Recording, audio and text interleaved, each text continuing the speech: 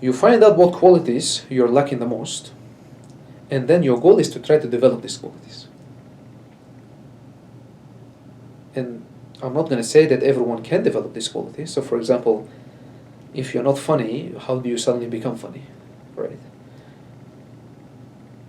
In my view, you maybe can. It just depends on you. There is no recipe for developing these qualities. There is no recipe. I don't know. Like, for example, one thing that I'm working on now is ever since I fell in love with this girl and this girl didn't love me back and whatnot, I've been reflecting. I'm somebody who reflects a lot. And I reflected, what is it about this girl that I actually liked? And one thing that I liked is the quality of femininity that this girl had. No, a couple of words about the quality of femininity. Femininity doesn't mean painting your nails or acting gay or whatever people say these days. That's not what femininity means. If you want to paint your nails, okay, go ahead. I'm not going to say anything about that, but that's not what femininity means. Right, so the other day I was playing in volleyball, and one of these guys painted his nails, and I asked him, "The hell is going on?" And he said, "I'm trying to reconnect with my feminine side." And I was like, "Man, what the fuck?" The painting nails has nothing to do with femininity. Anyway, femininity, in my view, fundamentally, is a quality that is about being chaotic, being spontaneous, and having fun. Fundamentally, that's what femininity is. You see, masculinity is a quality that is very rigid and very linear. Masculine quality is always about building wealth, is about building something, is about growing, is about accumulating and then holding on to it. That's what masculinity is. That's why most guys are sort of scared of losing what they have. And masculinity fundamentally is very rigid, and it's about making slow tactical moves to grow and build and accumulate. That's what masculinity is. That's why, for example, when you see girls who get power, or like they climb this social hierarchy, these qualities often have, these women often have a lot of masculine qualities, because that's what you need to climb the social hierarchy. Femininity is kind of opposite of that. Femininity is not about control, it's about kind of letting loose. Femininity is not about some rigid step-by-step building or control. Femininity fundamentally is about this chaotic drive to be spontaneous. You're just enjoying the moment, even though that may kind of lead to your downfall down the road, right? It's kind of a risky side quest, but you can still kind of do it. You still give into the chaos a little bit. And that's what femininity is. And it's something that personally I don't have. It's not that I don't have it. Everyone is born with masculine and feminine qualities. Everyone is. It's just that a lot of the guys suppress their femininity due to social pressures of being a man, blah, blah, blah, okay. But they suppress it, and you don't need to develop femininity, you just need to stop suppressing it so much. And it will come to the surface of the water itself. You get what I'm saying? You're born with it. How do I know you're born with it? I mean, this is something, for example, that you read in history too. Like if you read the history of religion, you know, the idea that God is, there is only one God that is supposedly, you know, male or whatever. This idea is very sort of recent. It somehow came with this advent of Christianity, so to speak. Previous to that, religions were mostly, they had gods that were both male and female at the same time. And devil and God were not different, but devil and God were one and the same thing. So they were united in some sense. You get what I'm saying? Like, studying the history of religion actually tells you about how your brain is developing. Because before Christianity, God and devil were the same. God was both male and female at the same time. They're all united, right? This resembles, psychologically speaking, the state when you were born. When you're born, you are kind of male, you know, you have this feminine and masculine qualities. But when you become conscious, slowly you become conscious, and society starts pressuring you, then you retain the masculine qualities and press the feminine qualities. Or if you're a girl, then you retain the femininity and suppress the masculine qualities. And so historically speaking, that resembles the advent of Christianity. Consciousness resembles the advent of Christianity, that when Christianity came, then we only picked one God and we suppressed everything else. Right?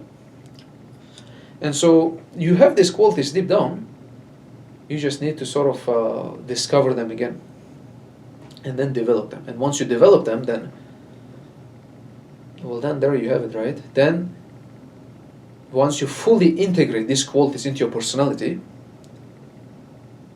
then this personality, semi-personality that was in the unconscious that projected itself onto her, and now you integrated that as part of yourself, now, in my view, the task of love is complete. The task of love is complete. Now, what should happen is that you're going to fall out of love with this person. You see what's going to happen? Right? The unconscious gave you a task of having these qualities and developing them and making them part of yourself, and it projects these qualities onto the other person, and from there you integrate them as part of yourself, and once that is done, then the projection stops. And once the projection stops, then you fall out of love because you were in love with the projection, not with the other person. I mean, the other person was like a close enough resemblance to the projection so that you thought you were in love with the other person, but you weren't. Right? And so then you will fall out of love. And that's when people say, oh, we grew apart, or whatever the hell they say, right? And then you make this qualities part of yourself because now you have outgrown the other person. One thing you have to understand is that you never fall in love with somebody who's kind of below you. I'm not talking about social status or financially, but in terms of personality, let's say level. Right? You always fall in love with somebody who kind of has maybe more personality than you or something like that. And once you integrate their qualities that you don't have, that they have, once you integrate them, then you've outgrown them. And then you fall out of love. And then you end up traveling around, and then you fall in love with somebody else who has a much higher personality, who has a much better personality. And then you fall in love with those qualities that you don't have, and then if you're smart enough, you will integrate those qualities, and then you will grow even further, and then you will fall out of love with that person. So like, you see how selfish this process of falling in love is? It's an extremely selfish process. It's like going to the other person, consuming what they have, and then leaving them and then going to the other person. Unconscious fundamentally only cares about you. It doesn't really care about anyone else. The only thing unconscious cares about is making you develop as much as you can. Right? Unconscious is like anything. I mean, if you plant a tree, the tree wants to grow as much as it can. Right? If you put a group of bacteria together, the bacteria want to spread as much as they can. If you plant a disease, the disease wants to spread as much as it can. Life is just like that. Life wants to spread as much as it can. Right? That's why humans, when we're in one continent, we spread onto the other continents, and then no, we're in this planet, no, we want to spread to other planets. That's the fundamental basis of the principle of life, that it always wants to spread itself everywhere. And that's the thing with the unconscious too. It always wants to grow. And the unconscious helps you develop your personality further and further and further, and help it grow. And one way in which the unconscious does it is through the process of projecting certain personalities onto the other person, onto your lover or whatever. And that also explains why when you're in love, you are kind of a little bit unconscious. Right? Like the doors of the unconscious open up a bit more. This is why people who are in love and people who are suffering from schizophrenia, not schizophrenia, but from psychosis, they're kind of same. I mean, people who are in love are crazy. They're crazy. They are just, their heads are filled with delusions and illusions and whatever you say. Like somebody who has psychosis. Somebody who is in love is fundamentally mad.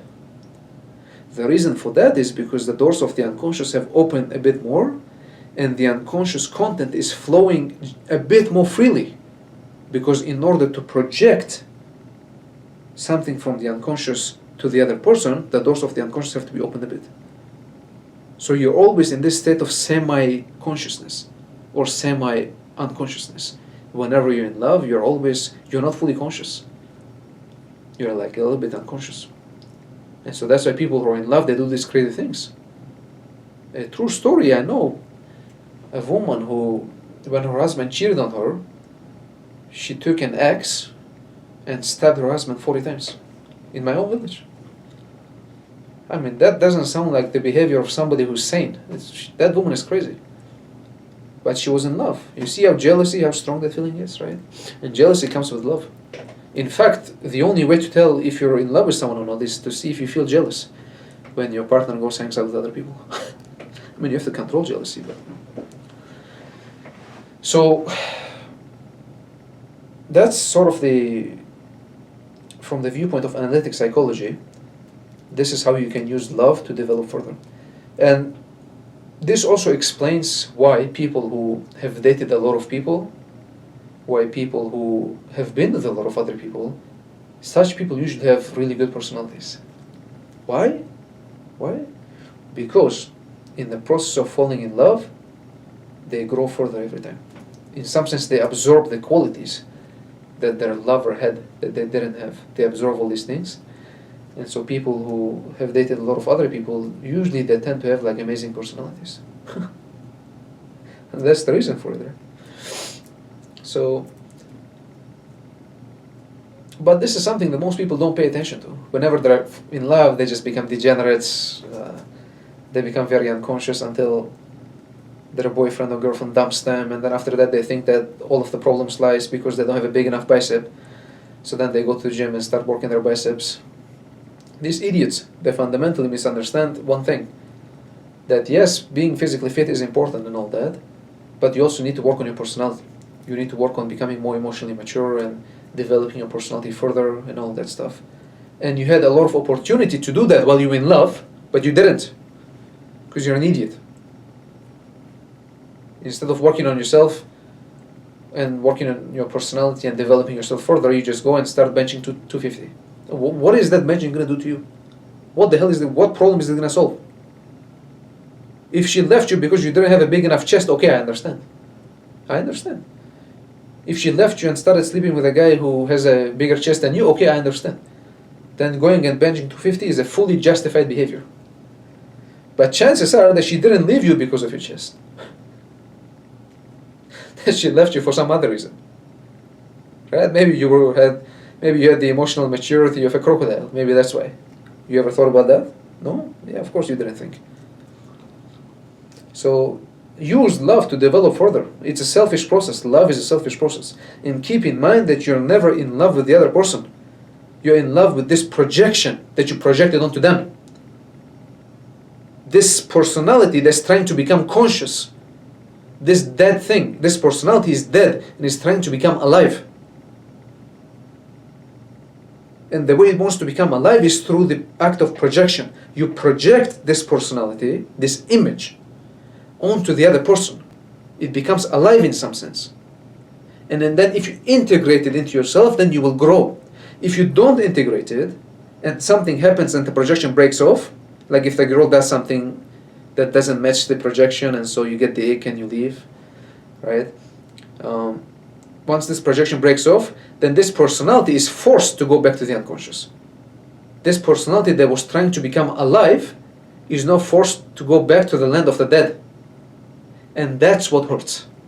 That is what hurts. This is where breakups hurt. Because you were trying to grow further and you couldn't. You failed. But this has nothing to do with the other person. I mean, for example, the German writer Goethe, who's sort of one of the most important thinkers, not just in the history of Germany, well, certainly he's the greatest thinker in the history of Germany. Well, one of the greatest at least, along maybe with Nietzsche and others. He said, if I'm in love with you, what business is it of yours? Right? You get what I'm saying? Like, if I'm in love with you, what business is it of yours? This is my own business. I'm trying to develop myself further. And I'm using you as a mirror. This has nothing to do with you. Nothing at all. You're actually just there. But this is all about me. Right?